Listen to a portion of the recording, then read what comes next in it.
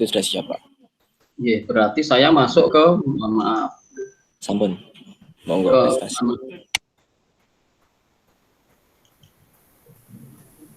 Oh.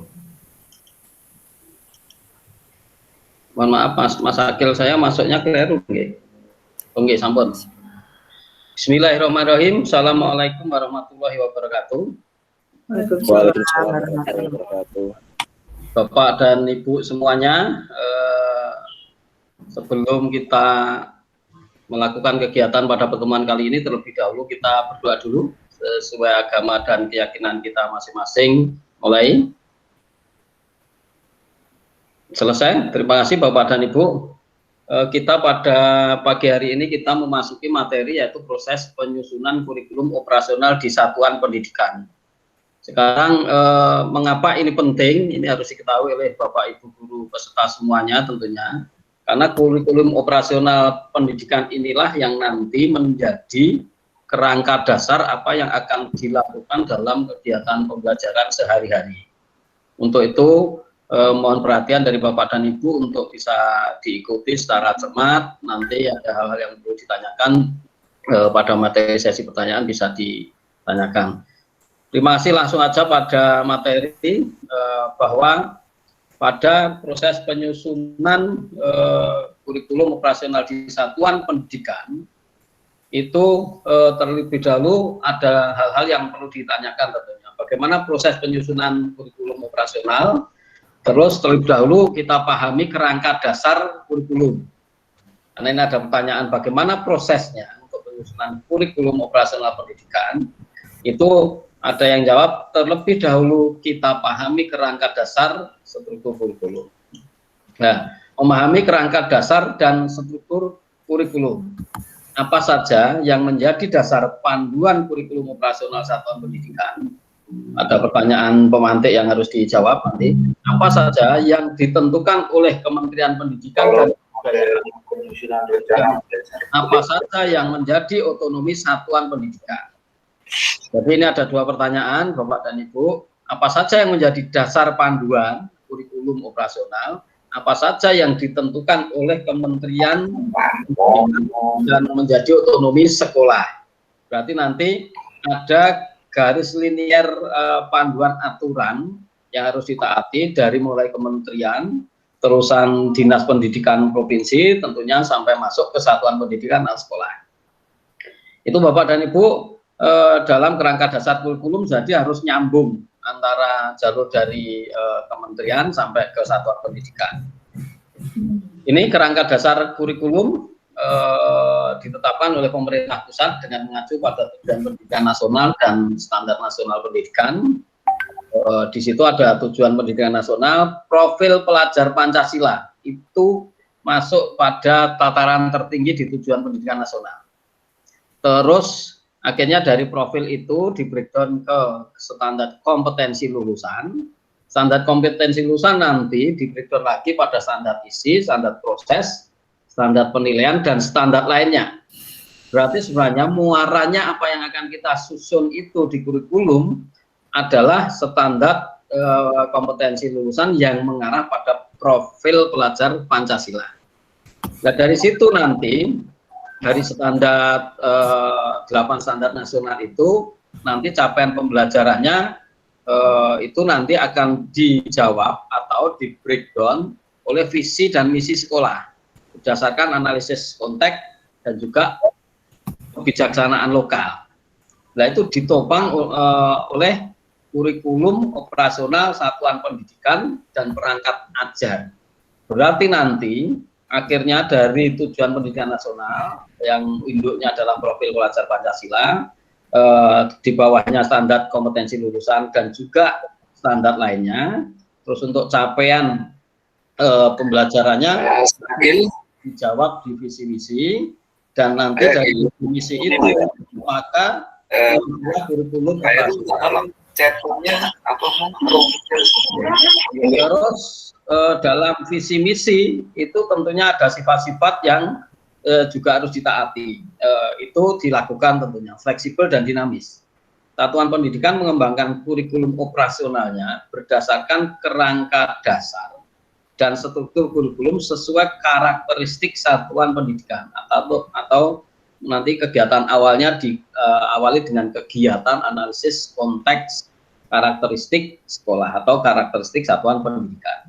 Baru kita masuk kepada penyusunan kurikulum operasional satuan pendidikan atau kurikulum di sekolah yang nanti itu diwadahi dalam kurikulum tingkat satuan pendidikan atau KTSP. Itu nanti yang menjadi kerangka dasar pelaksanaan pembelajaran di sekolah. Itu Bapak dan Ibu memasuki materi yang lain, memahami kerangka dasar dan struktur kurikulum, ya itu kalau untuk urutannya tentunya yang pertama tujuan nasional pendidikan tadi di dalam skema Bagan itu dijabarkan semacam ini. Terus misalnya di situ tujuan pendidikan nasional menjadi rujukan dalam penyelenggaraan pendidikan di Indonesia. Rujukan pendidikan nasional sudah diterjemahkan dalam profil pelajar Pancasila. Masuklah ke breakdown bawahnya profil pelajar Pancasila. Masuklah ke bawah lagi standar nasional pendidikan yang tadi paling ujungnya tadi sebenarnya standar lulusan. Terus baru dibuatlah dari standar nasional yang ada struktur kurikulum, terus prinsip-prinsip pembelajaran dan penilaian, terus capaian pembelajaran. Itu urutan dari tertinggi sampai ke tingkat operasional di bawah atau kurikulum operasional sekolah. Langsung Bapak dan Ibu, usai memahami tentang kerangka dasar struktur kurikulum, mari kita pelajari proses bagaimana penyusunan kurikulum di satuan pendidikan. Sekarang prosesnya, proses penyusunan kurikulum satuan pendidikan. Itu alurnya Bapak dan Ibu, ini ada tujuan pendidikan nasional, ada profil pelajar Pancasila, ada standar nasional pendidikan, akhirnya muncullah struktur kurikulum, prinsip pembelajaran dan asesmen atau penilaian capaian pembelajaran. Itu Bapak dan Ibu untuk semua kegiatan-kegiatan ini nanti meskipun ada standar nasional pendidikan di struktur kurikulum itu sifatnya dinamis. Dinamis karena nanti wujudnya nanti kurikulum itu dalam bentuk KTSP tadi, fleksibel dan dinamis. Di situ dinamisnya bagaimana, apa saja yang dikaji, yaitu analisis karakteristik satuan pendidikan. Setelah itu dari analisis itu adalah visi misi, terus pengorganisasian pembelajaran, rencana pembelajaran, terus nanti dalam semuanya penyusunan itu tentunya harus ada pendampingan, evaluasi dan pengembangan keprofesionalan. Nah, ini nanti dalam evaluasi itu ada evaluasi jangka pendek dan evaluasi jangka panjang. Nah, ini muaranya nanti fleksibel akan mempengaruhi di visi misi sekolah. Visi misi sekolah akhirnya ada karakteristik satuan pendidikan yang setiap tahunnya kalau jangka pendek bisa dirubah. Itu langsung memasuki proses penyusunan kurikulum operasional di satuan pendidikan. Yang pertama penyusunan dokumen dan berikutnya terus analisis karakteristik satuan pendidikan untuk menentukan visi misi. Langkah berikutnya adalah bagian ini akan menjawab beberapa pertanyaan dalam menganalisis satuan karakteristik sekolah. Jadi sudah ada pertanyaan dalam penyusunan satu analisis karakteristik. Terus proses berpikir alur dalam proses analisis karakteristik satuan pendidikan. Terus kita lanjut. Ini contoh proses analisis karakteristik sekolah atau satuan pendidikan, analisis lingkungan. Jadi semua lingkungan yang ada di faktor internal dan eksternal peserta didik, muaranya sebenarnya basisnya pada peserta didik. Internal peserta didik, eksternal itu berarti lingkungannya sekitar. Urusan masuklah setelah dianalisis konteks, masuk ke visi, misi tujuan, terus baru masuk ke analisis kebutuhan satuan pendidikan. Nah dari situ maka kalau sudah sampai analisis kebutuhan dari kondisi real yang ada yang dianalisis tadi, masuklah ke strategi untuk pencapaian tujuan yang nanti akan masuk ke visi misi, tujuan dan sebagainya, itu masuk strategi yang nanti muara akhirnya adalah kurikulum operasional satuan pendidikan yang sudah tersusun.